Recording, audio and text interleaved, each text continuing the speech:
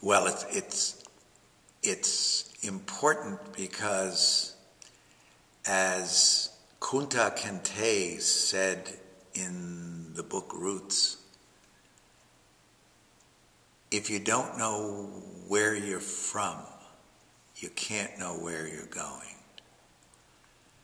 So, every time I go out there, by myself, with family, or with groups, with classes, I'm just amazed by the fact that our ancestors were able to figure out how to bring water from the Croton River and get it into New York City using gravity. I mean, they used Mother Nature. And I don't have an engineer's mind. To me, it's just mind-boggling that they were able to do that, and that the structure still survives. All right, that they were able to overcome the weather, the contour, all of the streams coming down, and all the social issues that were going down. I mean, Mr. Jervis, our chief engineer, he was a Calvinist. He was very religious. He wasn't thrilled with the Irish. He thought they were rather slovenly and not very good workers and drunkards, etc. But son of a gun, he worked with them for 5 years, and they worked with him for 5 years, and they were able to build this. And in June, July in 1842, when the aqueduct first opened, and John Jervis and some of his assistant engineers got on a little raft called the Croton Maid and floated down into Manhattan over a period of a couple of days. Mr. Jervis, they had the biggest parade in the history of the city of New York, and Mr. Jervis went on the steps of City Hall and said, citizens of this great metropolis, we have delivered fresh, wholesome water to this noble city, and it will last you for 150 years. Well, it didn't last for 150 years. Within 30 years, the city was talking about building a second aqueduct, which they did. They built a second Croton Dam and a second Croton Aqueduct. But one of the things Mr. Jervis did also mention is, he said, citizens of this fair city, not only is the aqueduct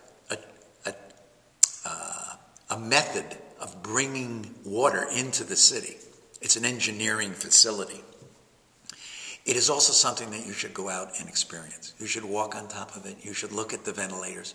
And he was very prideful of the ventilators because he thought each of them was a little different. So I see the ventilators, for instance, and the culverts as sculptures. Okay, so I look at it from kind of an art history, almost a type of thing. And it's interesting that in this day and age, people really use it as a recreational facility. And I think we need to do more to educate the public as to its engineering history and its social history and its architectural history.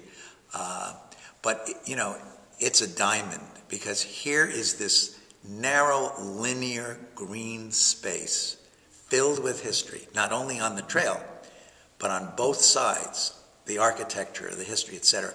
And you've got the Hudson River off to your right if you're walking from Croton.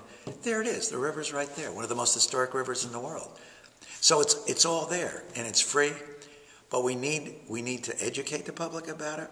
We need to keep it clean. We need to keep it open, and we need to be sensitive to not allowing any construction or any destruction of the trail itself or around the outside of the trail. And organizations like the Friends of the Old Croton Aqueduct are really working hard and fighting hard to make sure that the integrity of the trailway is maintained for posterity, so our kids will have it, And as I said, in today's world, boy, you've had a stressful day. The nicest thing is to put on a pair of sneakers or get on your bike, or just, in my case, I take my hiking pole and just drive up to the aqueduct. It takes me 7 minutes. I get out and I walk for a half an hour, 45 minutes, and just meditate and relax. So there it is, it's this wonderful resource. And unfortunately, a lot of our citizens in our communities